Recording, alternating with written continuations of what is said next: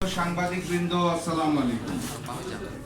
আমি 2026-এর জাতীয় নির্বাচনের আগে থেকে আমার বক্তব্যে বারবার বলেছি, শহীদ প্রেসিডেন্ট জিয়াউর রহমান এবং আপসহীন দেশনেত্রী বেগম খালেদা জিয়ার বিএনপি এই মুহূর্তে আর নাই। জনাব তারেক রহমান তার পিতামাতার আদর্শে বর্তমান বিএনপি পরিচালনা করেন না। তিনি পিতামাতার সম্মান নষ্ট করেছেন, তাদের অপমান করেছেন। এটা আমার কোনো নতুন বক্তব্য নয়, নির্বাচনের আগে থেকেই আমি এটা বলে আসছি। গত 15ই এপ্রিল 2026 বুধবার এক আলোচনা সভায় আমার দেওয়া বক্তব্যে আমি একই কথা বলেছি, নতুন কিছু নয়। আমার এই বক্তব্যের পরিপ্রেক্ষিতে আলোচনা এবং সমালোচনার ঝড় উঠেছে।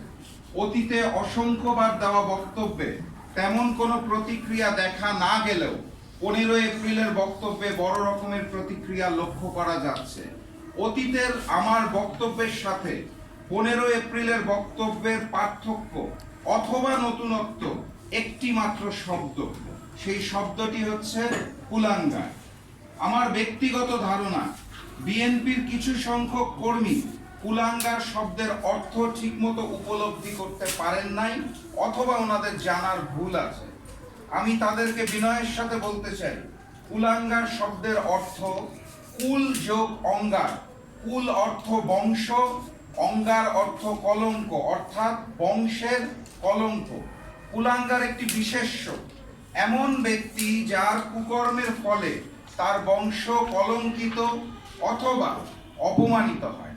সম্ভবত কুলাঙ্গার শব্দের অর্থ না বোঝার কারণে বিএনপির কিছু কর্মীদের মাঝে এত উত্তেজনা সৃষ্টি হয়েছে।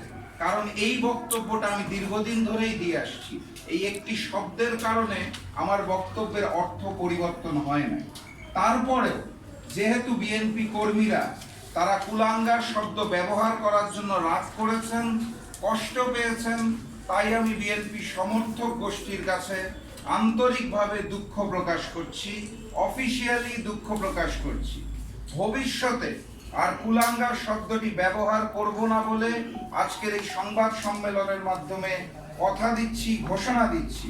কিন্তু অতীত থেকে ব্যবহার করে আসা আমার বক্তব্য কিন্তু একই রয়ে গেছে। আমি এই শব্দটা যেহেতু আপনারা মন খারাপ করছেন, আর ব্যবহার করব না। আমি মনে প্রাণে বিশ্বাস করি তারেক রহমানের নেতৃত্বাধীন বিএনপি শহীদ প্রেসিডেন্ট জিয়াউর রহমান ও দেশনেত্রী বেগম খালেদা জিয়ার আদর্শের বিএনপি নয়, যেটা তিনি নির্বাচনের পরে জুলাইয়ের সাথে বেইমানি করে, দেশের 70% মানুষের গণভোটের হার সাথে বেইমানি করে অলরেডি প্রমাণ করেছে। সম্মানিত সাংবাদিকবৃন্দ, আমার এই বক্তব্যের পরিপ্রেক্ষিতে দেশের বিভিন্ন অঞ্চলে বিএনপি সমর্থক গোষ্ঠী প্রতিবাদ করেছে, মিছিল করেছে, মিটিং করেছে, আমার কুশপুত্তলিকা দাহ সহ নানাবিধ কর্মসূচি পালন করেছেন। সেটা করার সম্পূর্ণ গণতান্ত্রিক অধিকার তাদের রয়েছে। আমি সরকারপন্থী নেতাকর্মীদের আমার পক্ষ থেকে সাধুবাদ জানাই। কিন্তু গতকাল শুক্রবার সকালে আমার বাসভবনের সামনে সরকারপন্থী ও বিএনপি সমর্থক গোষ্ঠী যেভাবে বাসভবনকে অবরুদ্ধ করে মব সৃষ্টি করেছে, সেটা হতবাক করার মতো। জুলাই গণঅভ্যুত্থানের সময় আওয়ামী সন্ত্রাসীরা পঞ্চগড় জেলায় জাকপা কার্যালয়ে হামলা ও ভাঙচুর করেছিল। আমি অত্যন্ত দুঃখের সাথে লক্ষ্য করলাম, গতকাল শুক্রবার বিকালে পঞ্চগড়ে ছাত্রদল এবং যুব দলের মিছিল থেকে প্রায় 200-250 জন নেতাকর্মী সেই আওয়ামী সন্ত্রাসী কায়দায় পঞ্চগড় জেলা জাকপা কার্যালয়ে হামলা এবং ভাঙচুর করেছে। বাক স্বাধীনতা গণতন্ত্রের অন্যতম ভিত্তি। সেখানে রাষ্ট্র বা সরকারের কঠোর সমালোচনা করা নাগরিকের সাংবিধানিক অধিকার। আমাদের সংবিধানের 39 নং অনুচ্ছেদে চিন্তা ও বিবেকের স্বাধীনতা এবং বাক ও ভাব প্রকাশের স্বাধীনতার নিশ্চয়তা দেওয়া হয়েছে। আপনারা জানেন, সংসদে সংবিধান নিয়ে অনেক আলাপ আলোচনা ইদানিং করা হয়।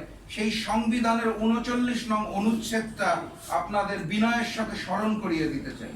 আমি বিশ্বাস করি জনগণের প্রাপ্য অধিকারের জন্য কথা বলা আমার দায়িত্ব। সেই কাজটি করার জন্য ফ্যাসিস্ট হাসিনার সময় আমি চুপ ছিলাম না, এখনো চুপ থাকতে পারছি না।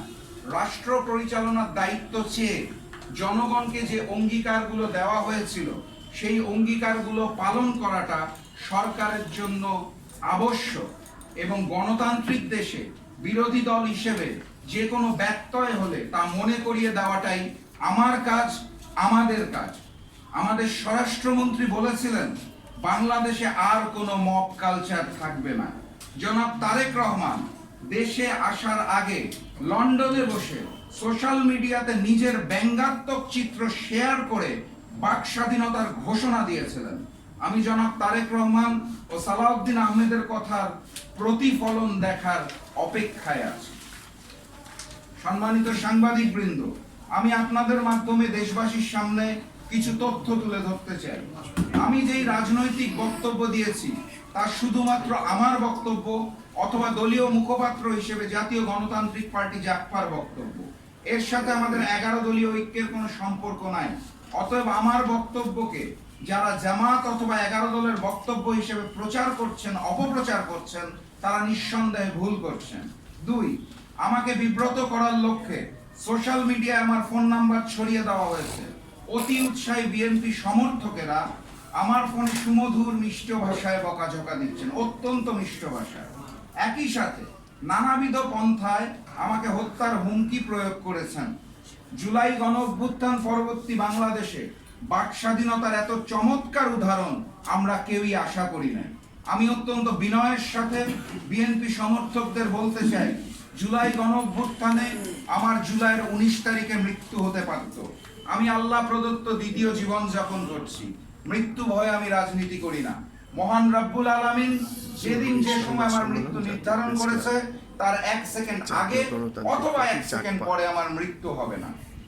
3 নম্বর পয়েন্ট, রাজনীতির সাথে সংযুক্ত না থাকার পরেও শুধুমাত্র আমার সহধর্মিণী হওয়ার অপরাধে সোশ্যাল মিডিয়ায় আমার সহধর্মিণীর ফোন নাম্বার ছড়িয়ে দেওয়া হয়েছে। আমার বক্তব্যের পরিপ্রেক্ষিতে আমার পরিবারের মানুষকে হেনস্থা করা হচ্ছে, যা একটি গোষ্ঠীর রুচিবোধকে প্রশ্নবিদ্ধ করে।